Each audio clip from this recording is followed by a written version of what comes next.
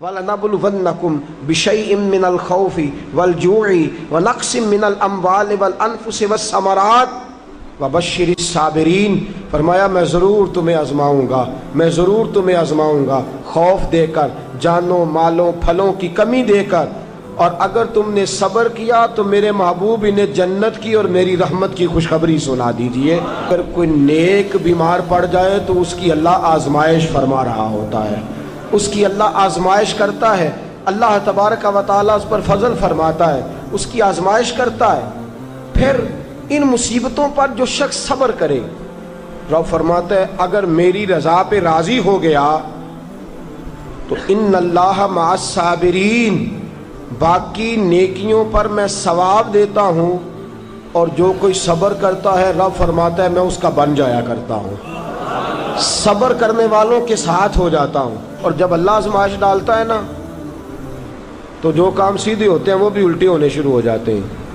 جب خدا کی طرف سے وَلَنَبْلُوَنَّكُمْ بِشَيْءٍ مِّنَ الْخَوْفِ وَالْجُوعِ وَنَقْصٍ مِّنَ الْأَمْوَالِ وَالْأَنفُسِ وَالثَّمَرَاتِ، جب اللہ کی طرف سے آزمائش آتی ہے، جب انسان پر اللہ کی طرف سے کوئی چیز نازل ہوتی ہے، آپ سونے کو ہاتھ رکھتے ہیں تو مٹی ہو جاتی ہے، آپ کسی طرف بھی، بہت سے دوست آ کے کہتے ہیں جی قدم آگے اٹھاتا ہوں جاتا پیچھے ہے کیا کروں، تو میں اکثر عرض کرتا ہوں کہ تھوڑے دن قدم اٹھانا ہی چھوڑ دیں، کیا کریں، بیٹھ کے اللہ اللہ کریں، صبر کریں، دعا کریں۔ کچھ وقت انسان پر ایسا ہوتا ہے تلک الایام نداولھا بین الناس، جو اللہ نے انسان کے دن بدل کے رکھنے ہوتے ہیں، کچھ وقت ایسا ہو، پھر ایک وقت آتا ہے کہ وہی انسان مٹی میں ہاتھ رکھتا ہے تو اللہ اسے سونا بنا دیتا ہے۔ رب آزمائش کرتا ہے، رب آزماتا ہے۔ جو لوگ مصیبتوں پر صبر کرتے ہیں، جو لوگ مصیبتوں پر صبر کرتے ہیں، سید عالم نور مجسم شفیع معظم صلی اللہ تعالی علیہ وسلم نے فرمایا، رب فرماتا ہے ایک بندہ اللہ کی بارگاہ میں کھڑا ہوا، قیامت کا دن ہے، فرشتے نامہ اعمال کھولنے لگے۔ اللہ نے فرمایا فرشتوں تمہیں پتہ ہے میں نے اسے دنیا میں بڑے دکھ دیے تھے، اس پر بڑی آزمائشیں آئی تھیں، اس نے زندگی بڑی تکلیف میں گزاری تھی، تمہیں خبر ہے؟ یا اللہ ہم جانتے ہیں، بڑا صابر ہے، بڑا صابر ہے، اس نے صبر کے ساتھ وقت گزارا، صبر کے ساتھ اپنے اوقات کو طے کیا۔ رب فرماتا ہے جو اتنا صبر کرے میں اس کا نامہ اعمال ٹٹولوں، اس کا نامہ اعمال کھولتے ہوئے مجھے شرم آ رہی ہے، سارا کچھ لپیٹ دو اور بغیر حساب کتاب اسے جنت میں داخل کر دو۔ یہ صبر کرنے والا ہے، یہ صبر کرنے والا ہے۔ بڑی خوبصورت حدیث، بڑی، بخاری شریف میں موجود ہے۔ بخاری شریف کی یہ حدیث ایسی ہے جسے میں جب بھی پڑھتا ہوں میں چوم لیتا ہوں۔ حدیث کیا ہے؟ رسول کریم صلی اللہ تعالی علیہ وسلم نے فرمایا، رب فرماتا ہے ایک بندہ ہے اس کو میں نے آنکھیں نہیں دی، اس کو میں نے آنکھیں نہیں دی، اندھا ہے، پیدائشی اندھا ہے یا بعد میں کسی وجہ سے ہو گیا، اس کے پاس آنکھیں نہیں، لیکن اس نے زندگی بھر صبر کیا، اس نے زندگی بھر صبر کیا۔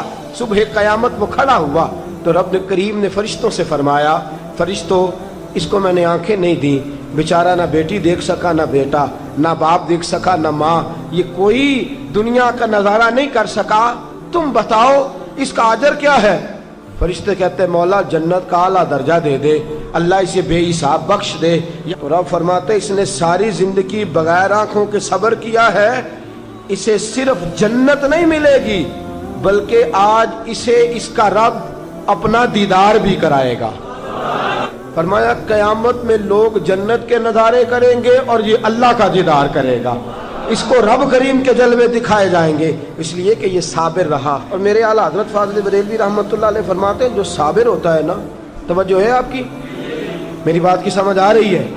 اعلیٰ حضرت فرماتے ہیں بڑا قیمتی جملہ، فرماتے ہیں جو صابر ہوتا ہے وہ سکون میں ہوتا ہے۔ شیخ سعدی رحمۃ اللہ تعالیٰ علیہ کے پاس ایک شخص آیا، کہنے لگا حضرت جی دیکھیں نا میرے پاس اتنے بھی پیسے نہیں کہ میں جوتے لے سکوں، فرمایا صبر کر اللہ دے گا۔ کہنے لگا جی صبر ہی کیا ساری عمر، اس نے جوتے لینے کے برابر بھی پیسے نہیں دیے، ننگے پاؤں پھر رہا ہوں۔ شیخ سعدی رحمۃ اللہ تعالیٰ علیہ نے اس کا بازو تھاما، ایک گھر میں لے گئے، دروازے پہ دستک دی، گھر کا مالک باہر آیا، فرمایا بھائی کیا بات ہے؟ فرمایا حضرت جی میں نے سنا ہے کہ آپ بڑے مالدار ہیں، فرمایا کیا بات ہے؟ فرمایا میں نے سنا ہے کہ آپ بڑے مالدار ہیں، فرمایا کیا بات ہے؟ فرمایا میں نے سنا ہے کہ آپ بڑے مالدار ہیں، فرمایا میں نے سنا ہے کہ آپ بڑے مالدار ہیں، فرمایا اس نے دونوں طرف بیساکھیاں پکڑی ہوئی ہیں، ٹانگیں تو ہیں پر پیر ہی کوئی نہیں۔ فرمانے لگے بتا یہ اچھا ہے کہ تو؟ کہنے لگا جی میں آپ سے بھی معافی مانگتا ہوں، اپنے رب سے بھی معافی مانگتا ہوں۔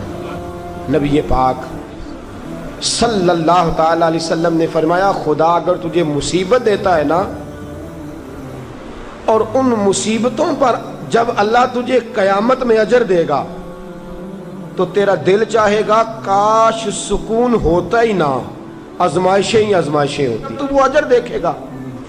وہ کسی دانشور نے کہا تھا کہ میرا باپ انتقال کر گیا، 6 مہینے گزرے تو میرا 18 سال کا بیٹا بھی انتقال کر گیا۔